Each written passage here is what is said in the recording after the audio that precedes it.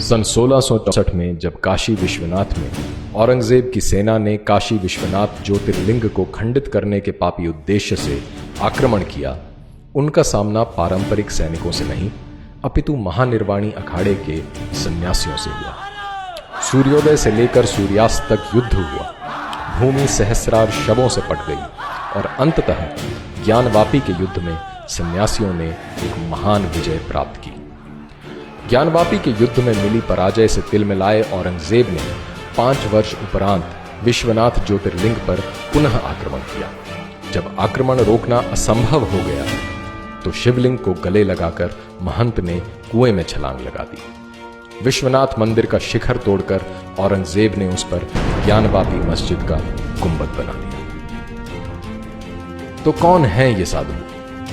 भगवा चोला ओढ़े शांत ब्रह्मचारी, या फिर जटा लहराते भस्म धूसरित उग्र कदम ताल करते हुए नागा? क्या वो घर छोड़ वैरागी है जो पारलौकिक सुख की कामना में भटकता रहता है, या वो जो आंतरिक कलह या बाह्य आक्रांताओं से झटपटाते हुए समाज को दिशा देता है? आइए इतिहास पे एक दृष्टि डालते हैं। 1323 में मोहम्मद बिन तुगलक के निरंतर आक्रमण से दक्षिण के काकतिया और कांपिली राज्य बिखर गए थे। मठ मंदिर खंडित कर दिए गए थे और आम जनमानस में असुरक्षा का भाव व्याप्त हो गया था। जबरन धर्मांतरण साधारण बात बन गई। काकतिया राज्य के पूर्व मंत्री हरिहर और बुक्का राय को जबरन इस्लाम कबूल करवाकर उसी क्षेत्र के जागीरदार के रूप में नियुक्त किया गया। ऐसी अराजकता को समाप्त करने के लिए क्या करना यथोचित था? एक धर्मपरायण राज की स्थापना करना, परंतु कैसे?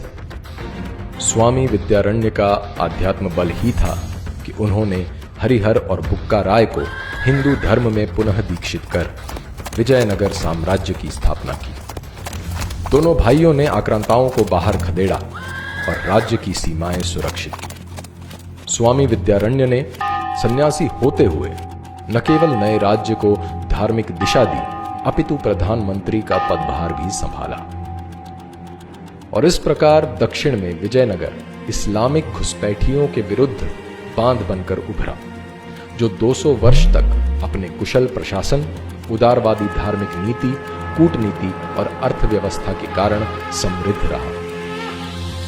मध्यकाल में इस्लामी विस्तार भारत पर कहर बनकर टूटा। 16वीं शताब्दी में अकबर के शासनकाल में मुसलमान सूफी हिंदू सन्यासियों पर अनायास ही हिंसा पे उतारू थे।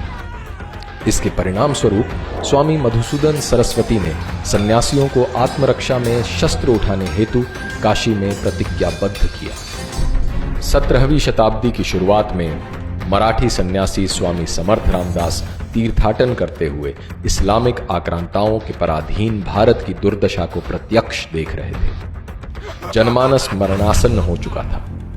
उसकी सामाजिक, राजनैतिक तथा धार्मिक नवचेतना के लिए उसमें पौरुष अभिमंत्रित करना आवश्यक था।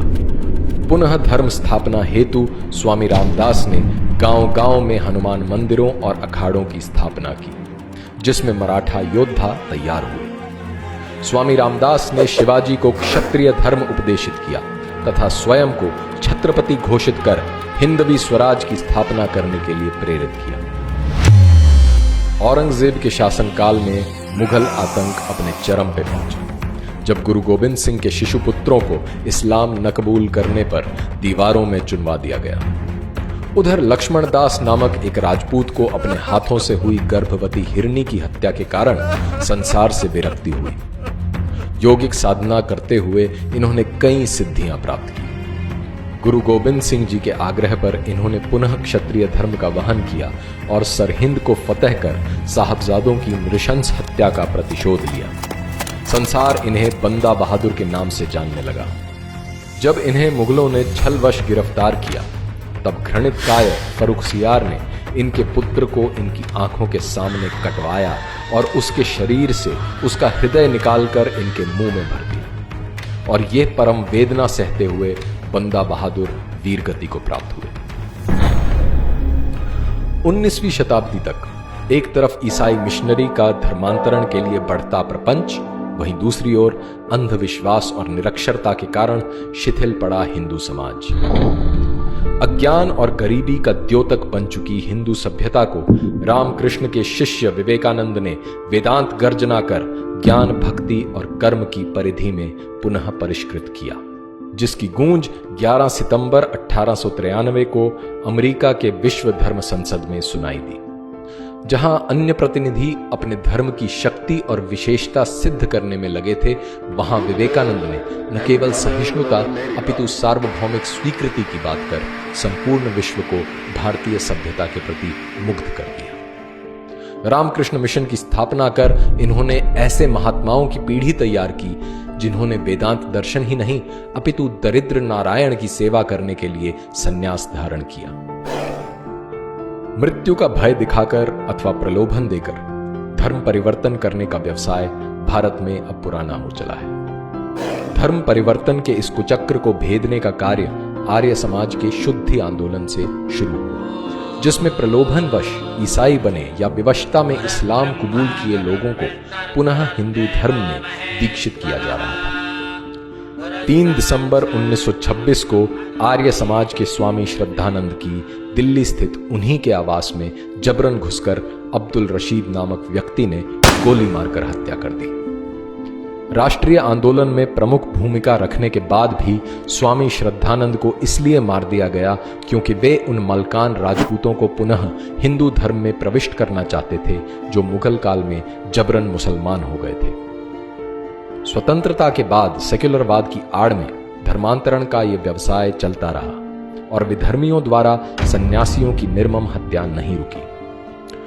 यूं तो कंधमाल की जनजातियों का ईसाई धर्मांधों से संघर्ष का इतिहास रहा ही है, परंतु 1968 में स्वामी लक्ष्मणानंद के आने के बाद जनजातियों में यह चेतना पुनः जगी।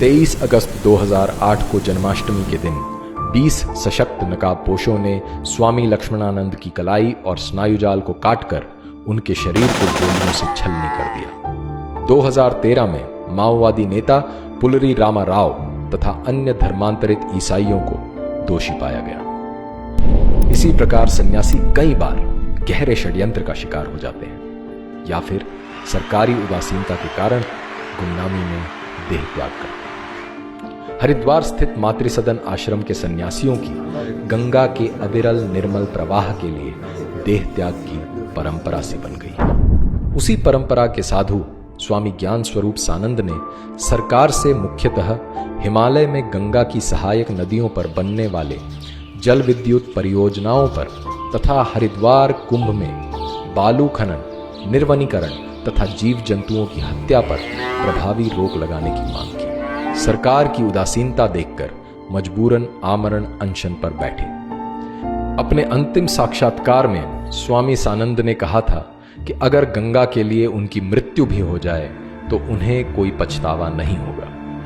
12 अक्टूबर 2018 को स्वामी सानंद ने अनशन के 112वें दिन अंतिम सांस ली। इतिहास साक्षी है कि मोह माया की दास्ता न स्वीकार करने वाले सन्यासियों ने सांस्कृतिक दासता के विरुद्ध अग्रिम भूमिका निभाई है। भारत के इन वीर सपूतों को हमारा शत शत नमन।